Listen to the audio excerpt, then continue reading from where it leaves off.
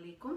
आज આપણે બનાવે છે અંજીર અને ખજૂરના બાર્સ બનાવશું। આ રેસીપી આવે છે આપણા પાસેથી બેન પરવીન રાશિદ પાસેથી, સોરી। ને એનો જે માપ છે એ ડબલ માપ છે, હું જરાક અડધું માપ કરું છું એનું। તો ચાલો આપણે શરૂ કરીએ। હું તમને બતાવીશ મારો માપ શું છે ને હું તમને કહીશ કે એનો માપ શું છે। તો એ એમાં 2 કપ વાપરે છે ખજૂર। હવે આ જે ખજૂર છે એ કે છે બેકિંગ ડેટ્સ છે। આ ઝિયાદનું છે, મને ઇન્ડિયન સ્ટોરમાંથી મળ્યું, કાં તો તમને કોઈ પણ જાતની એરબ સ્ટોરમાંથી મળશે, મેડિટેરેનિયન સ્ટોરમાં મળશે। આમ આ સાવ આમ હલવા જેવું છે, એની અંદર જરાય એમાં બી કે એવું કાંઈ નથી। હવે પરવીનબેન વાપરે છે 2 કપ, પણ હું વાપરીશ 1 કપ, કારણ કે હું અડધો માપ કરું છું। અહીંયા છે અંજીર જે હું લીધી। આ અંજીર મને બહુ જ મજા આવી, અવિતામની કર્યા। અને જો તમને એમ લાગે કે એના ઉપર એની જે આમ દાળકી હોય એને કાપી નાખજો અવિતામ, ઓકે। તો આપણે એનું અડધો વાપરશું, એ છે 1 કપ। પરવીનબેન વાપરે છે 2 કપ જાત જાતના નટ્સ। હું વાપરું છું 1 કપ। આમાં છે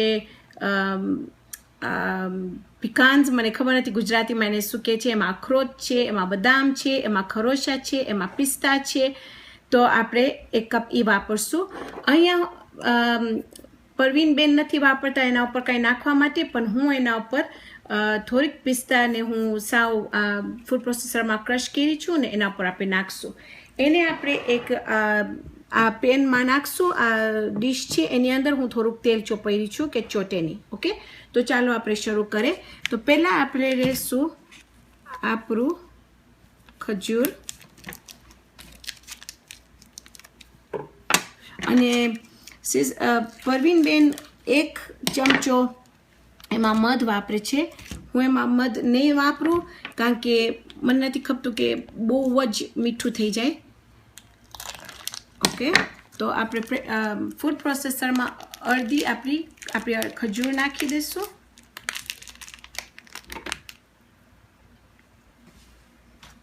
ઓકે। પછી આપણે એમાં નાખી દઈશું આપણી અંજીર,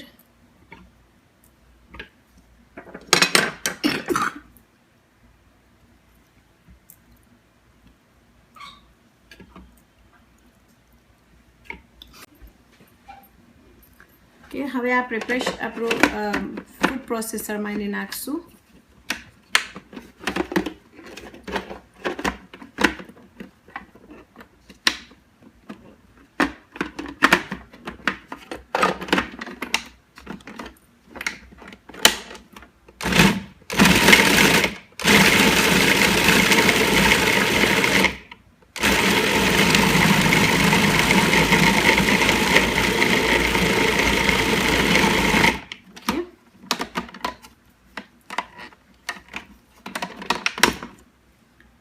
હવે આપણે એમાં આપણું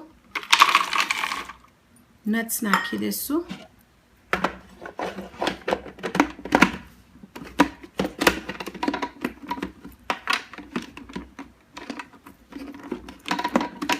જે દિવસ મને ના ખબર હોય કે કાંઈ મને હેરાન કરે, એ જ દિવસે હેરાન કરે,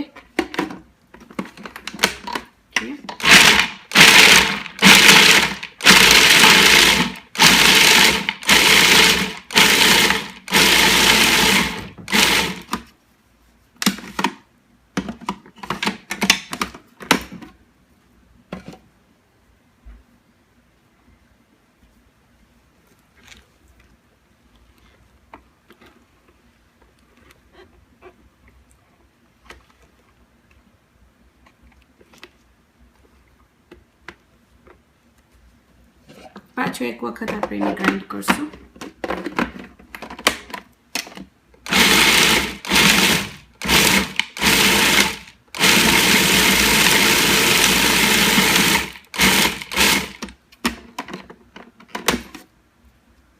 તો તમે જોશો અહીંયા કે આપણું મિક્સચર ઓલમોસ્ટ રેડી છે।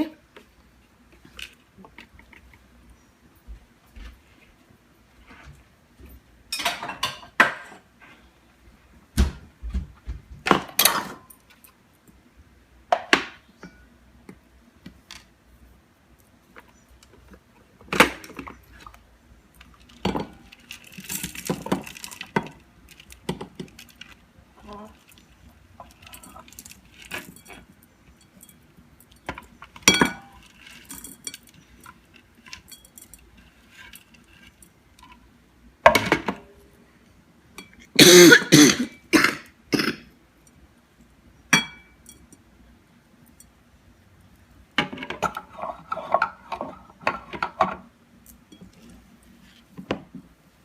આને જો તમને લાડવામાં કરવું હોય તો તમે લાડવા પણ કરી શકો છો.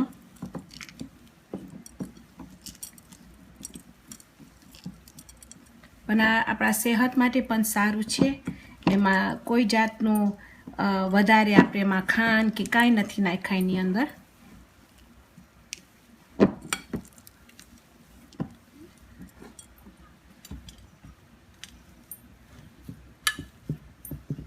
આનું સારું શું છે કે આપણને આ ઓવનમાં નહીં નાખવું ખપે, તૈયાર અને રેડી છે. તો તમે ફાતિયા માટે કરવું હોય કે કોઈને મોકલાવવું હોય તો આ એકદમ જલ્દી રેસીપી થઈ જાય છે. હવે જો તમે આખો માપ કરશો તો એમાં બરાબર 3 4 લગભગ 12 તમને કટકા નીકળશે. જો તમે અડધો માપ કરશો અને તમે આખું માપ કરશો તો લગભગ 24 એમાં માપ નીકળશે. તો આ હું બનાવી છું તમારા માટે ખાસ. તમને બધાને માહે રમઝાન મુબારક.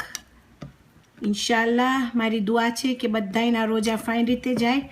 અને પ્લીઝ જો તમે આ વિડીયો જોતા હો તો મને તમારી દુઆમાં યાદ કરજો ઇન્શાલ્લાહ. તો આજે હવે આપણે આના ઉપર ખાલી આવી રીતના પિસ્તા લઈને એના ઉપર નાખી દઈશું ને મારી હથેળી સાથે એને ફાઇન રીતે આવી રીતના નાખી દઈશ. જે થોડુંક છે અહીંયા એને હું ટ્રાય કરીશ. મને ડાયાબિટીસ છે તો બહુ મીઠું છે મારા માટે.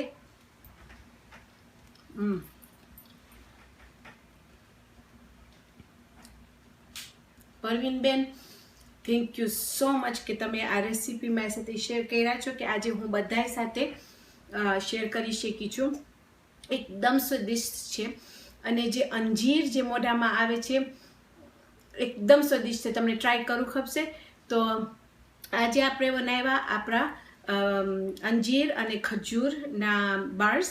ઇન્શાલ્લાહ આવતી વખતે આપણે બીજી જબરદસ્ત રેસીપી બનાવશું. તો ત્યાર સુધી ખુદા હાફિઝ.